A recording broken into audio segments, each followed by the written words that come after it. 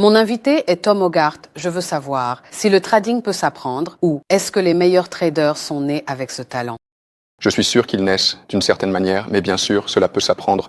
Tout peut s'apprendre. Je peux commencer à jouer au golf comme Tiger Woods. La seule chose qui me sépare de Tiger Woods, c'est le désir et la répétition. C'est la même chose pour le trading. Le désir et ensuite la discipline de répéter encore et encore. Encore et encore et encore. Donc quand tu te barres au pub ou que tu regardes ton programme télé préféré, j'étudie les graphiques, je passe la journée trading. Tout comme Tiger Woods, il a créé une nouvelle vague de sincérité autour du golf.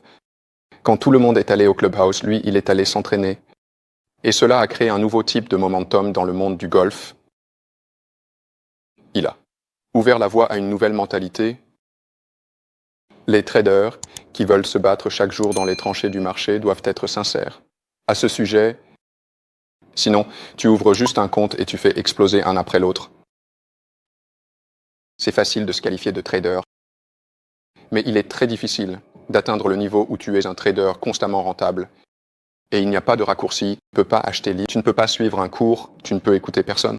Tu vois, on ne peut rien t'apprendre, je ne peux rien t'apprendre. Tu dois décider de t'enseigner toi-même.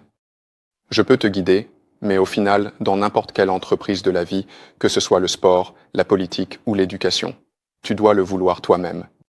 Et c'est ce qui sépare 99% du 1%. Ceux qui rêvent vraiment osent et poursuivent leurs objectifs et leurs visions. Et c'est le principe de Pareto dans sa splendeur. Quel est le rôle de l'échec dans l'apprentissage du trading? Ou pour devenir un trader à succès? Eh bien, ça dépend de ton état d'esprit. Fuis-tu quelque chose? Tu cours vers quelque chose. L'échec est un protagoniste convaincant pour atteindre tes objectifs. Alors, utilise l'échec. Aie peur, aie très peur de l'échec. Et tu réussiras. Les esprits les plus brillants au monde ont une peur profonde de faire faillite et ils travaillent 2 fois plus dur. Il n'y a pas de pilule magique. Ici à Las Vegas, tu as un résident nommé Andrew Agassi et il a été une immense source d'inspiration pour moi. Quand il est passé de numéro 1 dans le monde du tennis à la 173e place, qu'il a réussi à remonter jusqu'à la première place, la seule façon d'y parvenir, c'est par une détermination et une ténacité à toute épreuve. Et le monsieur que tu viens d'interviewer, David Paul, m'a appris la chose la plus importante sur le trading, que ce n'est pas une question de technique, mais d'état d'esprit.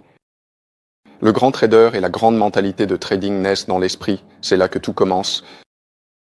En parlant de tes expériences, quel était ton pire défaut et quelles leçons en as-tu tiré? Je n'ai rien appris. Je n'ai rien appris pendant les 2, 3, 4 premières années. C'est parce que nous ne le faisons pas. Nous alimentons notre compte, nous avons un emploi bien rémunéré, mais nous sommes dans cette répétition sans fin de faire exploser des comptes, de revenir, de faire exploser des comptes, de revenir. C'est le fameux six-pack. Mais à un moment donné, tu te lasses du six-pack, tu te lasses du drame, et tu t'assois et tu te dis, d'accord, ça doit changer. Et très peu de gens font ça. Peu de gens ont respect, examiné, antécédent. Respectez-vous, analysez dans leurs antécédents.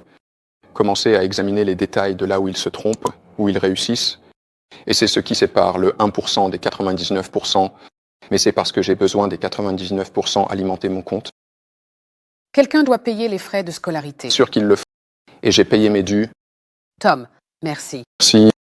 J'ai parlé avec Tom Hogarth. Vous regardez moneyshow.com, réseau vidéo.